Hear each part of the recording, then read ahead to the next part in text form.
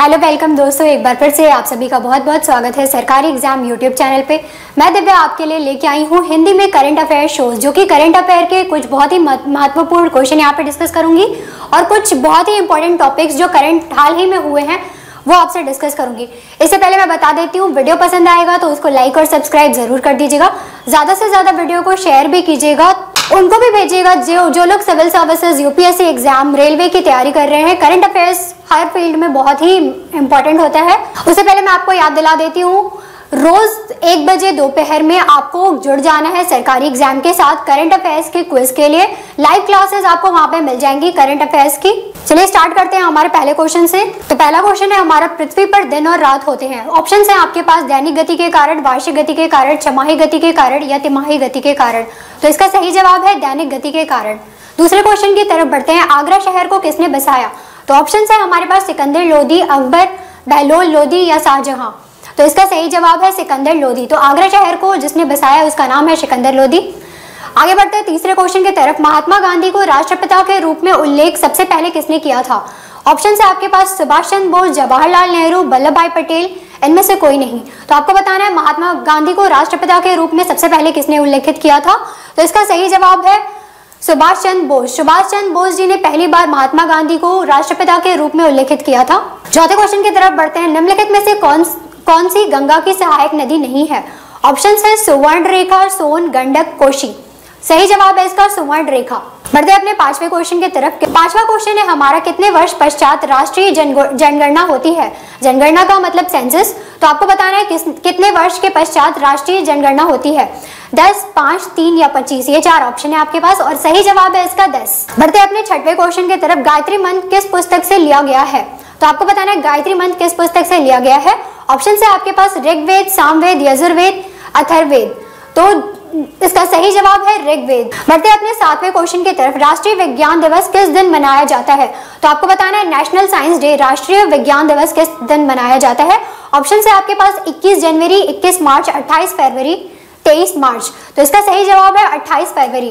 तो 28 फरवरी को national science day या राष्ट्रीय विज्ञान दिवस मनाया जाता है। 8वें क्वेश्चन की तरफ बढ़ते हैं, राष्ट्रीय खेल दिवस किस दिन मनाया जाता है? नेशनल स्पोर्ट्स डे कब मनाया जाता है? आपको बताना है। ऑप्शन है आपके पास 29 मार्च, 29 अगस्त, 20 सितंबर, 2 दिसंबर और इसका सही जवाब है 29 अगस्त। 9वें क्वेश्चन की तरफ बढ़ते हैं, प्रतिवर्ष किसकी स्मृति में 13 फरवरी को महिला दिवस मनाया जाता है? ऑप्शन है आपके पास इंदिरा गांधी, लक्ष्मीबाई, सरोजनी नायडू, कमला नेहरू। तो सही जवाब है इसका सरोजनी नायडू। प्रतिवर्ष सरोजनी नायडू की स्मृति में 13 फरवरी को महिला दिवस मनाया जाता है। आखिरी क्वेश्चन है हमारा, किस महापुरुष की जयंती राष्ट्रीय युवा दिवस के रूप में मनाया जाता है? ऑप्शन है आपके पास महात्मा गांधी, सरदार भगत सिंह, चंद्रशेखर आजाद, स्वामी विवेकानंद और इसका सही जवाब है स्वामी विवेकानंद। तो स्वामी विवेकानंद की जयंती पर राष्ट्रीय युवा दिवस मनाया जाता है। बढ़ते हैं अपने टॉपिक वाइज न्यूज की तरफ। टॉपिक वाइज बहुत ही महत्वपूर्ण न्यूज आपको मैं यहाँ पे बताऊंगी और उसके डिटेल भी कुछ यहाँ पे डिस्कस करूंगी। तो पहला हमारा जो बहुत ही महत्वपूर्ण इंपॉर्टेंट नोट है वो ये है। उससे पहले मैं आपको याद दिला दूं, हर रोज आपको जुड़े रहना है सरकारी एग्जाम के साथ 1 बजे करंट अफेयर के क्विज के लिए। याद रखिएगा, सरकारी एग्जाम पे जाना है, लाइव क्लास वहां पे आपको अवेलेबल हो जाएगी करंट अफेयर्स के लिए। तो पहला जो पॉइंट है हमारा, the second India Myanmar bilateral army exercise IMBEX 2018-19। दूसरी भारत म्यांमार द्विपक्षीय सेना अभ्यास IMBEX 2018-19 चंडी मंदिर सैन्य स्टेशन हरियाणा में शुरू हुआ। तो ये बहुत ही इंपॉर्टेंट है, पूछा जा सकता है कि कहाँ पे शुरू हुआ, तो आपको याद रखना है हरियाणा में शुरू हुआ है। अभ्यास में म्यांमार सेना के 15 अधिकारियों और भारतीय सेना के 15 अधिकारियों की भागीदारी शामिल है, जो 6 दिनों की अवधि के लिए संयुक्त रूप से प्रशिक्षण लेंगे। तो IMBEX 2018-19 का उद्देश्य संयुक्त राष्ट्र के शांति अभियानों में भागीदारी के लिए म्यांमार प्रतिनिधि मंडल को प्रशिक्षित करना है। दूसरा हमारा जो है वो implementation of 10% reservation in government job and education. ये भी बहुत ही बर्निंग टॉपिक है, बर्निंग इशू है आज का। भाजपा के नेतृत्व वाली झारखंड सरकार ने आज आर्थिक रूप से कमजोर वर्ग के लिए सरकारी नौकरी और शिक्षा में 10% आरक्षण लागू करने की घोषणा की है। गुजरात में सोमवार को आरक्षण लागू किया और हिमाचल प्रदेश भी इसे जल्द लागू करने की घोषणा किया है। तो गुजरात ने सोमवार को आरक्षण लागू किया है और हिमाचल प्रदेश ने भी इसे जल्द लागू करने की घोषणा की है।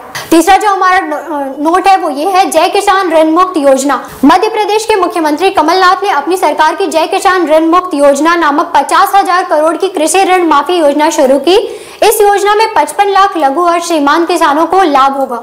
चौथा जो कि बहुत ही इंपॉर्टेंट टॉपिक ये भी है, इससे भी क्वेश्चंस आ सकते हैं आपको करंट अफेयर में, वो ये है Kollam bypass on national highway 66। प्रधानमंत्री नरेंद्र मोदी ने केरल में राष्ट्रीय राजमार्ग 66 पर 13 किलोमीटर लंबे 2 लेन कोलम बाईपास का उद्घाटन किया है। तो ये पूछा जा सकता है कि प्रधानमंत्री मोदी ने कहां पे ये योजना शुरुआत की है, कहां पे इसका उद्घाटन किया है, इससे क्वेश्चन पूछे जा सकते हैं। 352 करोड़ की परियोजना लागत के साथ बाईपास राज्य के अलापुजा और तिरुवनंतपुरम जिले के बीच में यात्रा का समय में कटौती करेगा। तो इसका सबसे बड़ा पॉजिटिव पॉइंट ये है कि ये टाइम जो है वो आपका कम लगेगा इससे। पांचवें टॉपिक पे बढ़ते हैं, ग्लोबल एविएशन समिट 2019। तो यहाँ पे आप देख सकते हैं नागरिक उड्डयन मंत्री सुरेश प्रभु ने मुंबई में ग्लोबल एविएशन समिट 2019 का उद्घाटन किया। 2 दिवसीय शिखर सम्मेलन का आयोजन नागरिक उड्डयन मंत्रालय द्वारा FICCI के साथ मिलकर किया जा रहा है। यह हितधारकों को पता लगाने, विचार विमर्श करने और समझाने का अवसर प्रदान करता है कि कैसे प्रौद्योगिकी संचालन नवाचार आने वाले दर्शकों में हवाई यात्रा को बदल देंगे। ग्लोबल एविएशन समिट 2019 का थीम, अब आपको ये बता देते हैं ग्लोबल एविएशन समिट 2019 का थीम क्या है। इससे भी क्वेश्चन पूछे जा सकते हैं कि what was the theme of global aviation summit 2019। तो इसका आंसर होगा flying for all, specially the next 6 billion. छठवें टॉपिक पे आ जाते हैं, JLL city momentum index 2019। JLL city momentum index 2019 के अनुसार बेंगलुरु को दुनिया के सबसे गतिशील शहर के रूप में उभारा गया है, जो विश्व गतिशील शहरों का पहचान करता है। सूचकांक 3 साल के क्षितिज पर अल्पकालिक गति को मापता है और शहरी अर्थव्यवस्थाओं को अचल संपत्ति बाजारों की पहचान करता है, जो वर्तमान में तेजी से विकास कर रहा है। इस लिस्ट में और भी जो शहर हैं वो मैं आपको बता देती हूँ, जो कि पूछा जा सकता है करंट अफेयर के क्वेश्चन में। हैदराबाद दूसरे स्थान पे, दिल्ली चौथे स्थान पे, 5वें स्थान पर पुणे, 7वें स्थान पर चेन्नई और शीर्ष 20 शहर में से 15वें स्थान पर कोलकाता है। अब मैं आपको यहाँ पे बता देती हूँ टॉप 10 इन सिटी मोमेंटम इंडेक्स 2019। 10 शहर जो कि सिटी मोमेंटम इंडेक्स 2019 के तहत आते हैं वो ये हैं बेंगलुरु, हैदराबाद, हनोई, दिल्ली, पुणे, नैरोबी, चेन्नई, हो ची मिन सिटी, जियान, गुंझो। बढ़ते अपने 7वें बहुत ही महत्वपूर्ण नोट की तरफ। Bank of China has offered a loan of $300 million to Sri Lanka. Bank of China ने श्रीलंका को $300 मिलियन का ऋण देने का पेशकश की है, जिसे $1 बिलियन तक बढ़ाया जा सकता है। पिछले साल श्रीलंका में राजनीतिक संकट के कारण प्रधानमंत्री रनिल विक्रमसिंघे ने देश की अर्थव्यवस्था पर प्रतिकूल प्रभाव डाला। नोट करने की बात यह है कि श्रीलंका इस वर्ष 5.9 बिलियन डॉलर के उच्च भुगतान का सामना किया है। आ जाते हैं अपने 8वें नोट की तरफ, Mahatma Gandhi national rural employment guarantee act मनरेगा। तो इसके तहत जो जानकारी आ रही है वो ये है कि केंद्र ने घोषणा की है कि उसने महात्मा गांधी राष्ट्रीय ग्रामीण रोजगार गारंटी अधिनियम के लिए 6,000 करोड़ से अधिक का आवंटन किया। यह 2018-19 में कुल आवंटन को 61,084 करोड़ तक ले जाता है, जिसे यह एक वित्तीय वर्ष में सबसे अधिक होगा। आ जाते हैं अपने 9वें टॉपिक की तरफ। Goods and services tax GST council has formed a 9-member group of minister.